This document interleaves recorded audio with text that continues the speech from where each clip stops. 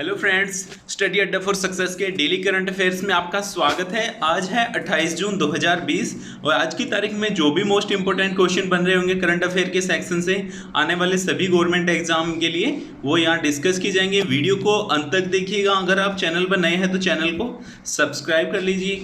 दोस्तों, daily current affairs की PDF के लिए आपको वीडियो के डिस्क्रिप्शन में जाना है, वहाँ आपको टेलीग्राम चैनल का लिंक दिया हुआ है। आप टेलीग्राम चैनल को सब्सक्राइब कर सकते हो। उसमें आपको डेली करंट अफेयर्स की जो भी पीडीएफ फाइल होती है आपको अवेलेबल है, आप वहाँ जाके डाउनलोड कर सकते हो।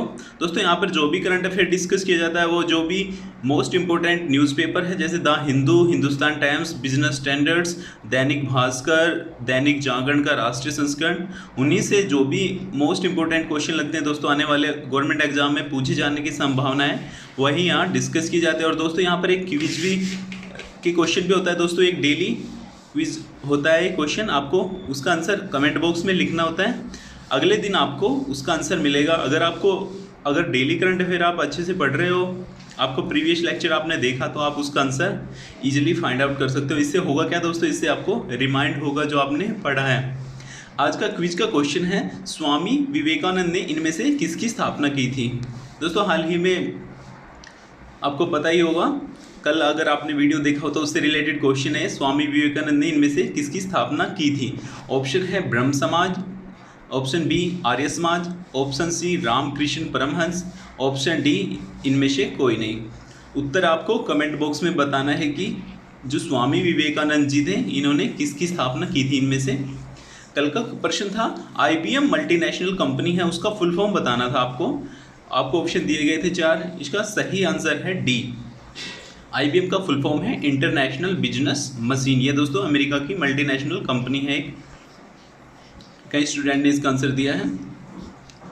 आज का अगला प्रश्न, आज का दोस्तों करंट अफेयर का पहला क्वेश्चन है, इंग्लैंड के मैरिलबोर्न क्रिकेट क्लब, MCC है जो तो इंग्लैंड का मैरिलबोर्न क्रिकेट क्लब काफ़ी पुराना क्रिकेट क्लब है। उनके 233 साल पुराना है।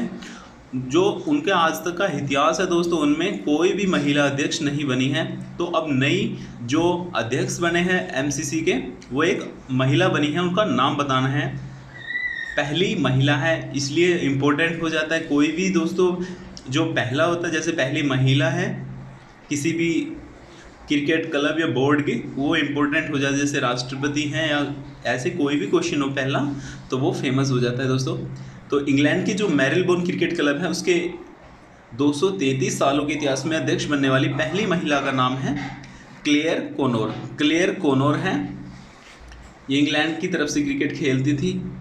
इनको अब मैरिलबोर्न क्रिकेट क्लब का अध्यक्ष की जिम्मेवारी दी गई है। पहली बार किसी महिला को यह जिम्मेवारी दी गई है इंग्लैंड के इस क्लब की।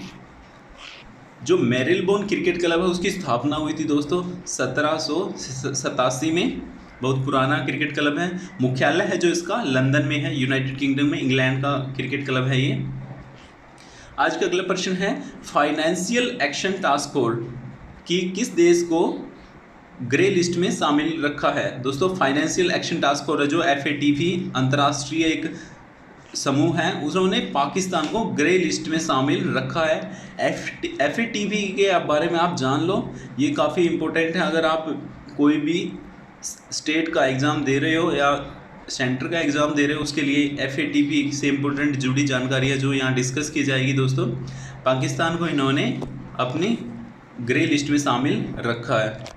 फाइनेंशियल एक्शन टास्क फोर्स क्या है दोस्तों, एक अंतर सरकारी निकाय जिसकी स्थापना हुई थी 1989 में। G7 के जो देश हैं उन्होंने इसकी स्थापना की थी।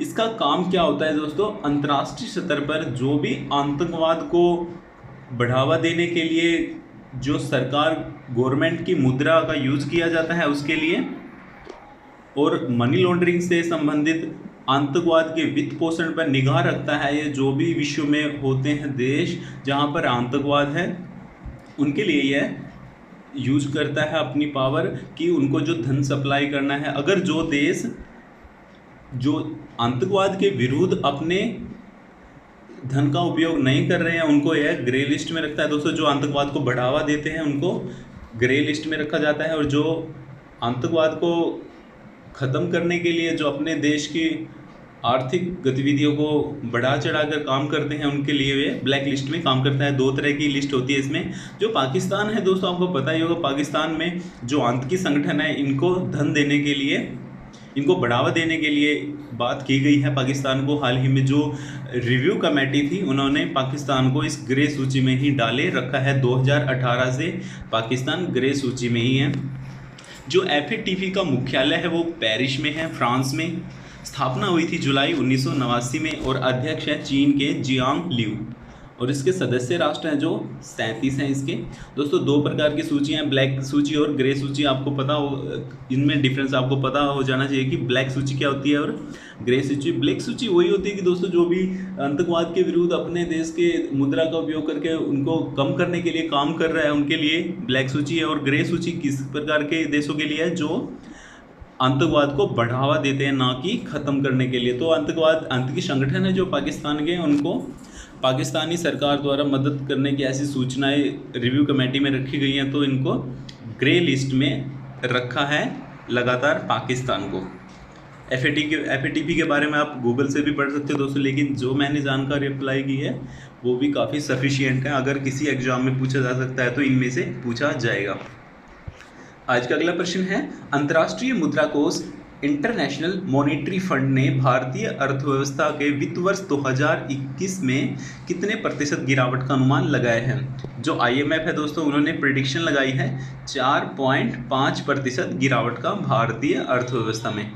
इंटरनेशनल मॉनेटरी फंड, जो दोस्तों इंटरनेशनल मॉनेटरी फंड है, उन्होंने भारत की अब तक की हिस्टोरिक लो यानी ऐतिहासिक कमी कहा है इस गिरावट को।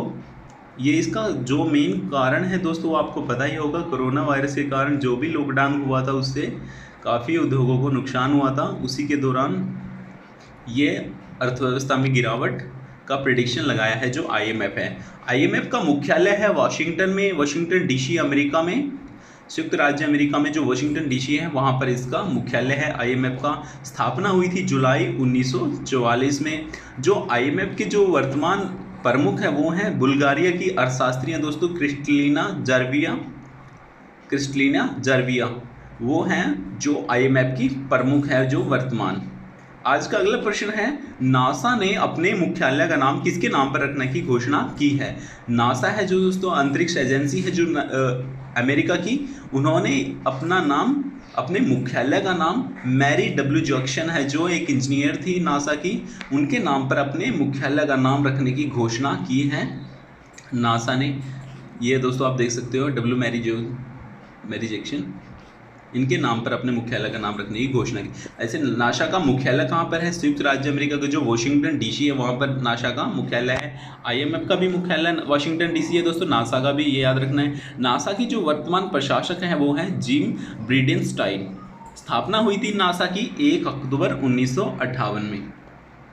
आज का अगला प्रश्न है, विश्व स्तर पर सूक्ष्म, लघु और मझोले आकार के उद्यमों का दिवस कब मनाया जाता है।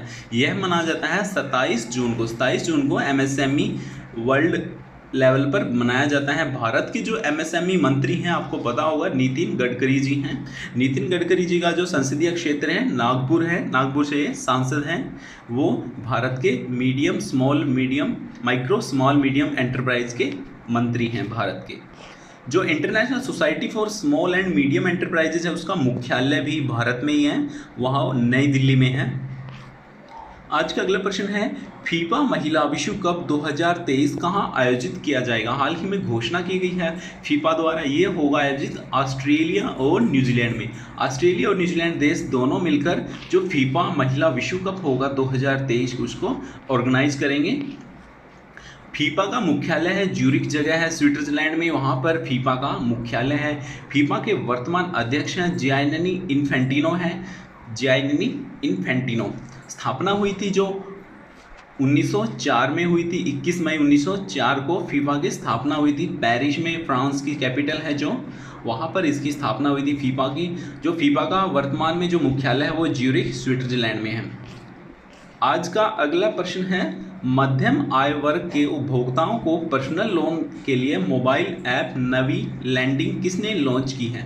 ये की है जो दोस्तों नवी फाइनेंशियल सर्विस स्टार्टअप है जो फ्लिपकार्ट कंपनी के संस्थापक है सचिन बंसल जी, उन्हीं की कंपनी है ये। इन्होंने एक नवी लैंडिंग मोबाइल एप्लीकेशन लॉन्च की है। इसमें 5 लाख रुपए तक का लोन के लिए आपको ऑनलाइन मोबाइल एप्लीकेशन के माध्यम से सरलता से आपको लोन प्रोवाइड कर दिया जाएगा। इसकी कुछ फॉर्मेलिटीज़ हैं, आप मोबाइल एप्लीकेशन पे वो अपलोड करके इससे आपके लोन के लिए अप्लाई कर सकते हो। नवी लैंडिंग मोबाइल एप्लीकेशन किस लिए है? पर्सनल लोन के लिए है। और इसमें जो लिमिट है, जो आपको लोन मिलेगा वो 5 लाख रुपए तक मिलेगा। नवी ये आप देख सकते हो। संस्थापक है जो इसके नवी फाइनेंशियल स्टार्टअप के, वो फ्लिपकार्ट के ही संस्थापक है। जो फ्लिपकार्ट के संस्थापक है सचिन बंसल जी, वही उसी ने इनकी कंपनी है ये भी। नवी का मुख्यालय है बेंगलुरु कर्नाटक में। स्थापना हुई थी 2018 में। आज का अगला प्रश्न है, हाल ही में परवेज जामसी का निधन हुआ है, वे कौन थे?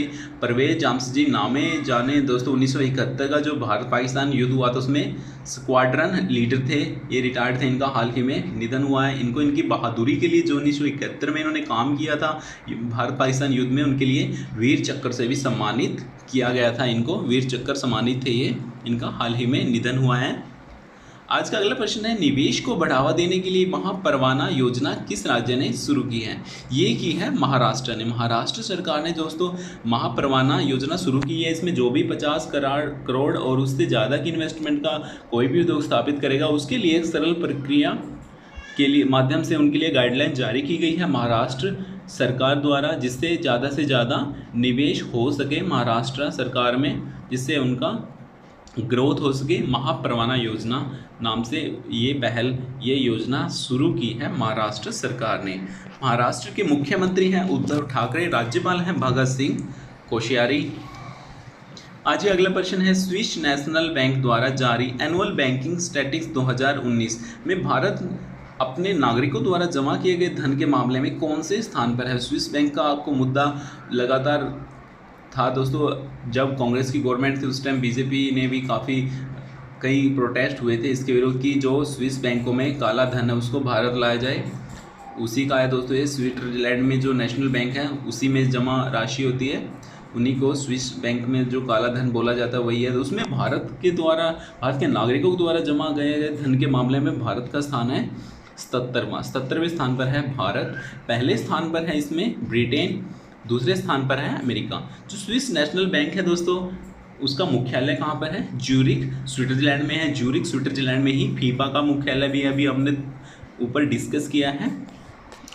और जो स्विस बैंक के अध्यक्ष हैं थॉमस जॉर्डन हैं। आज के लिए इतना ही दोस्तों। आपको वीडियो कैसा लगा? अगर वीडियो अच्छा लगे तो वीडियो को लाइक कीजिएगा, चैनल को सब्सक्राइब कीजिएगा, ज़्यादा से ज़्यादा शेयर कीजिएगा। जो भी गवर्नमेंट एग्जाम की तैयारी कर रहे हैं दोस्तों उनके लिए बेनिफिशियल है। वीडियो अगर आपको अच्छा लगे तो शेयर जरूर कीजिएगा दोस्तों। Thank you for watching, have a nice day.